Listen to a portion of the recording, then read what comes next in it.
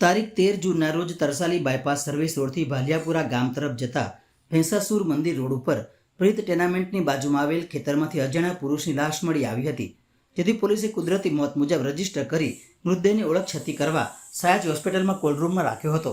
Fingerprint રિપોર્ટના આધારે મૃતકની ઓળખ છતી થતાં મૂળ દાહોદ જિલ્લાના લીમખેડા તાલુકાના ચેડિયા ગામના વતની અને હાલ શહેરના સુમત્રાવ નજીક વોરા શોરૂમની પાછળ આવેલ માધવમ ફ્લેટની સાઇટ ખાતે મજૂરી કામ કરતા મંજુલાબેન તડવીએ પત્નીની લાશની ઓળખ કરતા મૃતક ગોરસિંગભાઈ તડવી હોવાનું સપાટી પર આવ્યું હતું.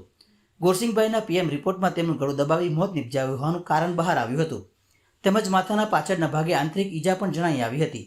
દરમિયાન એલસીબી ઝોન 3 તથા કપોરાઈ પોલીસે ટીમો બનાવી ઝીણવટભરી તપાસ કરતા ચોક્કસ માહિતીના આધારે આરોપી 25 વર્ષીય નિલેશ કાંતિભાઈ રાઠોડ રહેવાસી કારેના ગામ મિયાગામ ભરૂચને ઝડપી પાડ્યો હતો. વડોદરા રોડ ઉપર હત્યા કરી લાશને પેન્ડલ રિક્ષામાં મૂકી આવ્યો હોવાની આરોપીની કબૂલાત આરોપીએ કરી હતી. તરસાલી બ્રિજ નીચે રહેતી મારી માતા અને ગોરસિંગભાઈ વચ્ચે પ્રેમ સંબંધ હોવાની શંકા હોય. ગોરસિંગભાઈએ મને અગાઉ માર્યો હતો, તેમજ મારી માતાને તે બીજે ક્યાંક લઈ જશે તેવી શંકા હોય. ગઈ તારીખ 13 જૂનની રાત્રે તરસાલી બ્રિજથી વડોદરા રોડની સરકારી શાળા પાસે ગોરસિંગભાઈને પથ્થર મારી ત્યારબાદ ગળું દબાવી મોત નિપજાવી લાશને પેન્ડલ રિક્ષામાં ભાલિયાપુરા ગામ નજીક ખેતરમાં મૂકી આવ્યો હતો. એક અજાણ્યા ઈસમની લાશ પડેલ છે, જે આધારે કપૂરા પોસ્ટે મોબાઈલ જઈ અને તપાસ કરતા ત્યાં એક ઈસમની લાશ પડેલી અને તે દરમિયાન 108 મોબાઈલ પણ આવી ગયેલ અને તપાસ કરતા તે ઈસમ મરણ ગયેલ હાલતમાં હતો. પોલીસની ટીમે આસપાસ તપાસ કરતા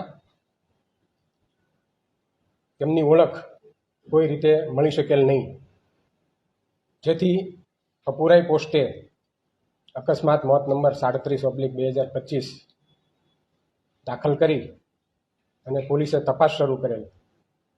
પોલીસે આસપાસના ગામોના ગ્રામજનો છે તેમના નિવેદનો નોંધેલ, કન્સ્ટ્રક્શન સાઇટો છે ત્યાં તપાસ કરેલ, ભંગારના વેપારીઓ છે તેમની પણ પૂછપરછ કરેલ, વાહન ચાલકો છે તેમની પૂછપરછ કરેલ.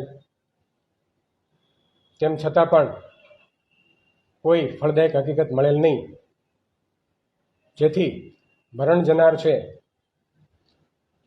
તેમની લાશના ફિંગરપ્રિન્ટ લેવડાવી અને એફએસએલ ખાતે મોકલી આપવામાં આવેલ. જેના આધારે જે અજાણ્યો ઈસમ છે તેની ઓળખ થયેલ તે દિનેશભાઈ ઉર્ફે ગોરસિંગભાઈ જોખનાભાઈ તડવી રહેવાસી તરસાલી બ્રિજ નીચે હોવાનું જણાઈ આવેલ અને તેમનું મૂળ વતન દાહોદ જિલ્લો હતો. ત્યારબાદ આ તપાસ દરમિયાન પીએમ નોટ આવતા પીએમ નોટમાં જે મરણ જનાર છે તેના મોતનું કારણ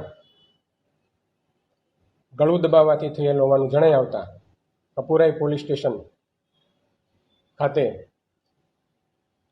ખૂનનો ગુનો નોંધવામાં આવેલ, જે ગુના રજિસ્ટર નંબર 411/2025 બીએનએસ એક્ટની કલમ 103(1) મુજબ દાખલ કરવામાં આવેલ અને વધુ તપાસ માટે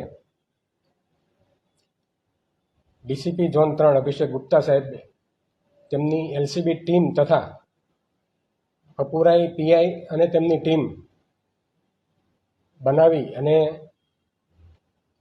વિધિસરની તપાસ હાથ ધરતા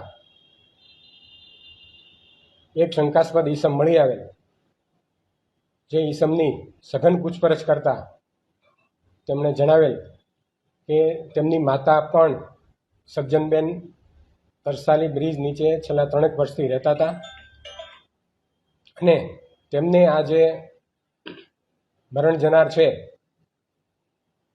તેમની સાથે સંબંધ હોવાની શંકાનો વહેમ રાખી અને આ ખૂન કરેલ હોય.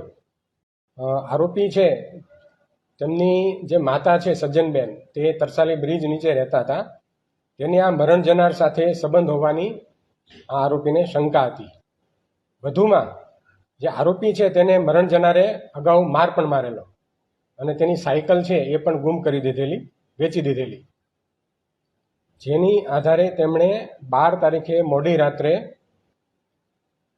તરસાલી બ્રિજથી વડોદરા તરફના રોડ ઉપર સરકારી સ્કૂલ પાસે તેમને પથ્થર મારી અને ગળું દબાવી તેમની હત્યા કરી નાખેલી તેવી કબૂલાત કરેલી છે.